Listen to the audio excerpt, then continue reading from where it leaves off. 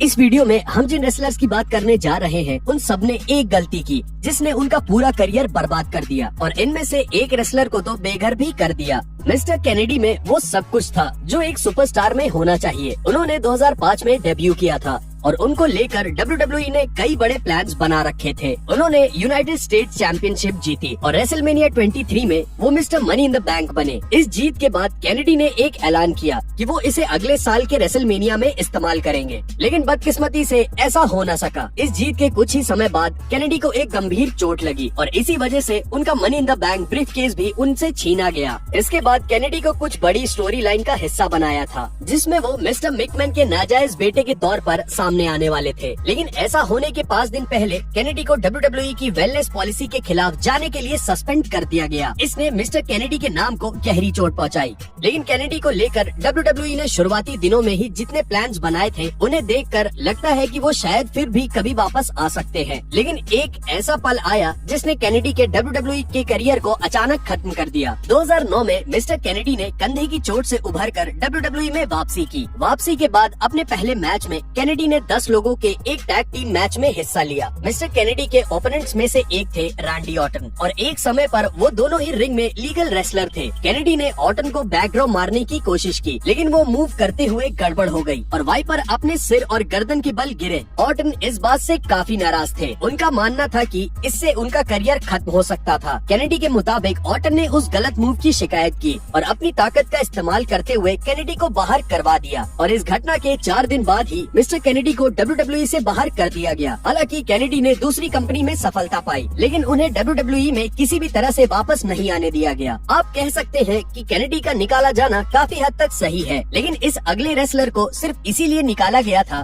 क्योंकि ये किसी का टैग टीम पार्टनर था। रूबी और रॉरी मैकलिस्टर ने 2001 में रेसलिंग में डेब्यू किया था। 5 साल बाद इन्हीं दोनों रेसलर्स ने WWE में हाईलैंडर्स के तौर पे अपनी शुरुआत की। इनका करियर ठीक ठाक चल रहा था और ये दोनों कई बार टैग टीम चैंपियनशिप के नंबर 1 कंटेंडर भी बन चुके थे, लेकिन एक गलती ने इनके करियर को बर्बाद कर दिया। रेसलमेनिया 24 ऑरलैंडो फ्लोरिडा में ऑर्गेनाइज हुआ। ये वही जगह है जहां WWE की विरोधी कंपनी TNA रेसलिंग अपना शो शूट करती थी। WWE के रेसलर वीकेंड पर वहीं थे और क्योंकि उनके पास थोड़ा खाली समय था, इसलिए रूबी मैकलिस्टर ने TNA के शो को देखने का फैसला किया। TNA की कैमरा टीम ने ये देख लिया कि WWE का एक रेसलर वहाँ मौजूद है और उन्हें लाइव टीवी पर दिखाने का फैसला किया, वो भी रूबी मैकलिस्टर के असली नाम के साथ। इसके कुछ ही समय बाद मैकलिस्टर को WWE से एक कॉल आई और उन्हें तुरंत वहाँ से निकलने के लिए कहा गया। जब रूबी उस होटल में वापस पहुँचे जहाँ बाकी सारे रेसलर्स रुके थे, तो वो सब उन पर बरस पड़े, खास तौर पे अंडरटेकर और फिनले। बदकिस्मती से ये सब यही खत्म नहीं हुआ। रूबी और रोरी दोनों को इसकी सजा मिली। रूबी को रेसलमेनिया से बाहर कर दिया गया और उन्हें $5000 का नुकसान हुआ। रूरी की कोई गलती नहीं थी, लेकिन उन्हें कई महीने तक काम नहीं मिला, जो कि उनके लिए बहुत बड़ा नुकसान था क्योंकि WWE रेसलर्स तभी कमा पाते हैं जब वो रेसलिंग करते हैं। रूबी को फिर भी थोड़ा बहुत काम मिलता रहा, लेकिन वो जितने भी मैच में होते थे वो सब हारते थे, जिनमें से कुछ मैच तो सिर्फ चंद मिनट तक ही चलते थे। उन दोनों को आखिरकार उस घटना के लगभग 5 महीने बाद WWE से निकाल दिया गया। हालांकि हाईलैंडर्स ने इंडिपेंडेंट सर्किट में रेसलिंग करना जारी रखा,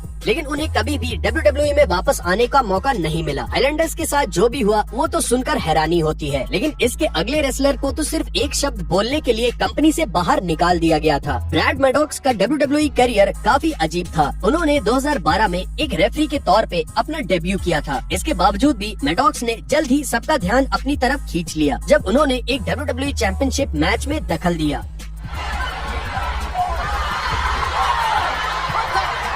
इसके बाद आगे जाकर ब्रैड मैडॉक्स रॉ के जनरल मैनेजर भी बन गए और लगभग 1 साल तक इसके पद पर बने रहे। वो बीच बीच में WWE पर दिखते रहते थे जब तक उन्हें अचानक काम से निकाल नहीं दिया गया। नवंबर 2015 में 7 महीने तक गायब रहने के बाद मैडॉक्स ने वापसी की। इसके 8 दिन बाद ब्रैड मैडॉक्स एक ऐसे मैच में लड़ रहे थे जो कि टीवी पर नहीं आने वाला था। इसमें उन्हें माइक पर कुछ बातें करनी थी। मैडॉक्स हील के किरदार में थे, इसलिए उन्होंने लोगों में जोश भरने के लिए दर्शकों को बुरा भला कहना शुरू कर दिया, लेकिन रॉ पुराने जनरल मैनेजर ने फैंस को प्रिक बोल दिया। उन्हें ऐसा बोलना गलत नहीं लगा था, लेकिन WWE के मैनेजमेंट को ये गलत लगा। मैडॉक्स को उस मैच के तुरंत बाद ही WWE से बाहर कर दिया गया और उन्हें अपनी सफाई देने का मौका भी नहीं दिया गया। मैडॉक्स ने WWE से निकलने के बाद सिर्फ एक बार रेसलिंग की और कंपनी ये तक भूल गई कि वो कभी उनके रोस्टर का हिस्सा थे। हालांकि ब्रैड मैडॉक्स के लिए तो फिर भी हमारे अंदर थोड़ी संवेदनाएं हैं।